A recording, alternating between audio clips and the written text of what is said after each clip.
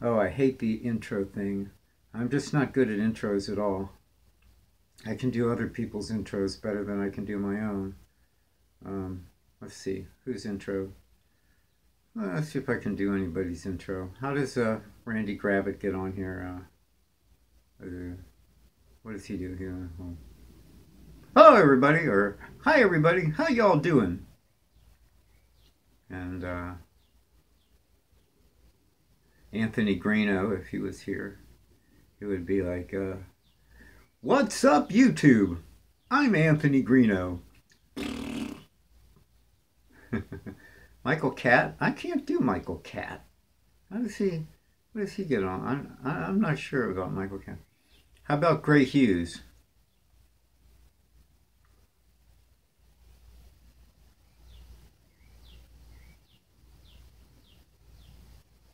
Yeah.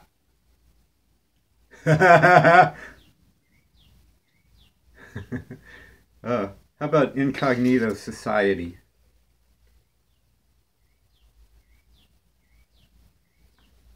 Minivan Traveler.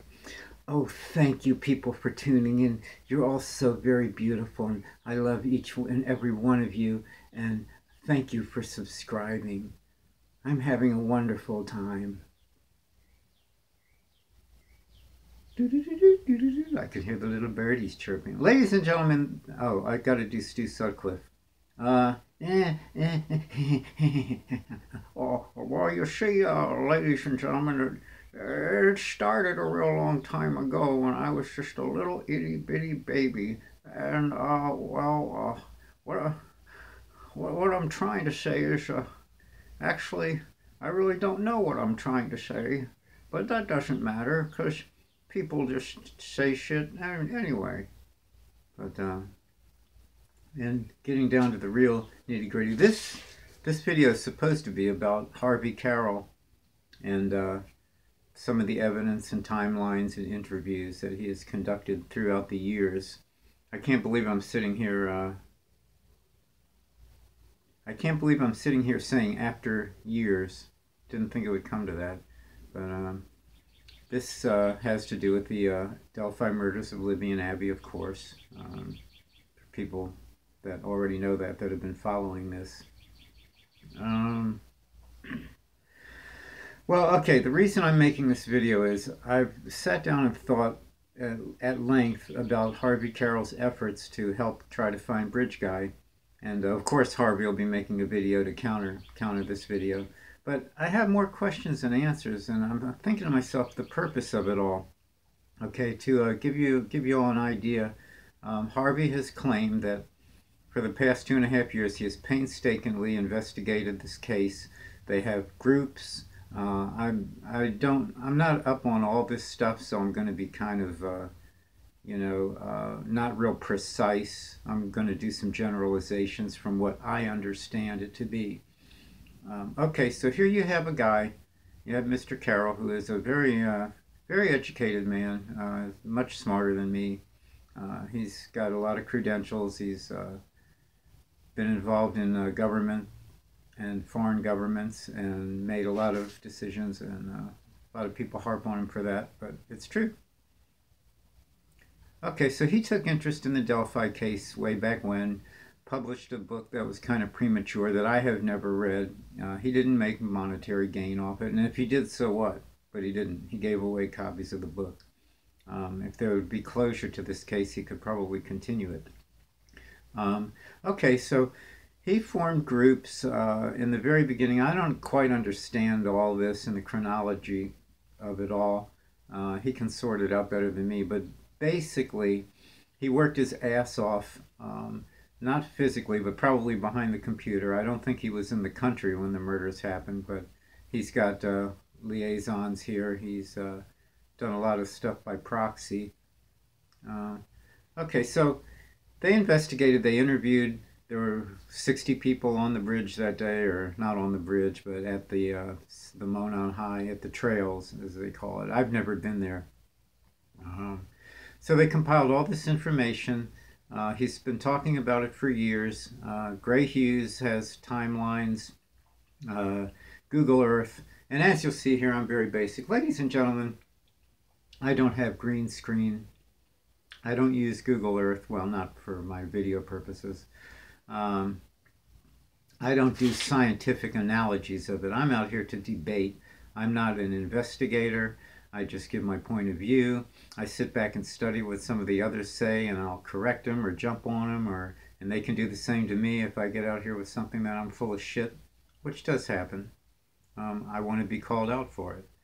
But okay, so what I'm trying to say is, all right. So let's say we have Harvey, we have Sandra, we have all his different groups. I don't know how they're formed. Yeah, gathering all this evidence, interviewing, documentation, the whole deal. Okay, the real deal. All right, now, okay, let's say they've got all this information. Okay, Harvey and company, timelines, possible suspects, who's ruled in, who's ruled out, what was a red herring, what was a wild goose chase, what might have some substance. To this very day, I don't know how many thousands of pages he probably has. Okay, so let's say, Mr. Carroll, what are you going to do with it? You have all the information. Okay, so okay, we've compiled all this. It's sitting in front of us. Where do we go from here? That's the question I want to know, and I'm sure the viewers want to know too. How are you going to submit it now that you have it? What do you do? Did you get on the phone? Did you call Doug Carter up and say, okay, we've completed this. We want to submit it to you. We're going to throw it in your lap. It's 2,000 pages. We want you to read it all. I don't understand. I mean, it's good that it's all been compiled, but my question is it a waste? It was done with good intentions, but is it usable? How are you going to introduce any of that into evidence? Or what would be your plans to introduce? What are your plans to present this material for the benefit of the case of finding Bridge Guy? Do you have to do it through a lawyer? Well, obviously you're not going to be present. You're not coming back to the States if there's a trial or anything, are you, Mr. Carroll? What are you going to do with all this information? How do you go about submitting an investigation information like that? Are they even going to want to hear it, or would they turn you away at the door and be like, sorry, Sonny, we're not accepting that today. We know you worked for years and years and thousands of hours, but we just can't admit it into evidence. And each state has rules of evidence. Anybody that's practiced or understands a little bit of law. Ladies and gentlemen, if the police were ready to put forth a case and file charges against somebody, it's all going to be fixed. It's going to be planned. It's going to go precisely. It's going to go slowly. They're not going to just open their doors up. Okay, all you YouTubers out here that have been compiling this stuff for years and years, we're ready to take it. Your information now. We're ready to take it down. Why didn't they want it? Mr. Carroll, who did you ask to share this information with? Tell us, throw us a name. And what did they say? If you're not going to submit it to anybody, what good is it? What are you going to do with all this information? You could hamper the case, right? Wouldn't it slow it down if you got them to admit all that stuff and they had to look through it all and investigate what your investigation is? Has anything been notarized?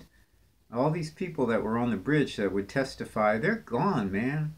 Ain't none of them going to be around, would ever show up at a court date with, your heart's in the right place and your thinking is kind of in the right place, but yet at the same time it's in the wrong place. That's an oxymoron, if I ever heard one. So, where do you go from here with that information? What are you going to do with it? Line a birdcage with it, or use it as a wiping toilet paper? And ladies and gentlemen, I'm not putting any of these people down. Like I said, their hearts are in the right place, but compiling all this information and evidence and not having a plan of how to submit it or who you're going to submit it to, and it would bog the case down for years. If they had to look at everything Harvey and Sandra and the rest of them have, how long would it take to look through it? These people that they mentioned would have to be scrutinized. They would have to be found. It's useless. I hate to, and these are intelligent people, but I hate to say they've wasted their time. But I just don't see how it would fit into the arrest of Bridge Guy or the enhancements and all the time. It's mostly for entertainment. So I don't know what else. I don't know what else to say about it. I can't wrap myself around it. Come back here, Incognito Society. So funny. Only people that watch our channels would know what the significance of the bunny is in Incognito Society. She's pretty cool. She won't let us see her face, though. I wonder if she's fat and ugly. Stu's kind of girl. Now, I'm sure she's very beautiful, wonderful person inside. And so this Mr. Carroll and all this material, tell us what you're going to do with it when the day comes, if there's a trial. If they make an arrest and they have their own evidence, are they going to want to see it at all? Why aren't they interested in this stuff if it's so important? Please give us your feelings on that, and give us a summary of the whole thing. Why you started doing it, why you continue to do it. What good is it? How's it going to help convict Bridge Guy? Yeah, I watched Randy Gravitt, one of his shows the other day. It was neat. He was talking to Bridge Guy like I do once in a while here, and he was really giving Bridge Guy a scolding. You know, I like that, Randy. That was pretty cool. I don't watch all your videos. Some of them put me to sleep. I don't watch my own videos because most of them suck, but I got a few good ones out there. Where's Robert Lindsay? It's not Robert Lindsay time. Mr. Lindsay, where are you? Where in the world is he? Has he dropped off the face of the earth, or is he all on paste sites and that's why I'm not seeing him? Where is Lindsay? What's going on, man? That's weird that he hasn't chimed in. He's pretty much a rebel and does what he wants to do, unless he's just sick of the whole thing or changed his direction. But I'm a little bit curious about that. I'm curious about all of this work, all this hard work and these compilations that Mr. Carroll made, and we don't know what he's going to do with it, ladies and gentlemen. I just picture him by proxy having Sandra or somebody in the area go knock on the door of the Indiana State Police. Yeah, we got a whole file cabinet here. We'd like to bring it in, plop it in your office. Read it when you get a chance. No big deal. Everyone's trying to help, but you know what?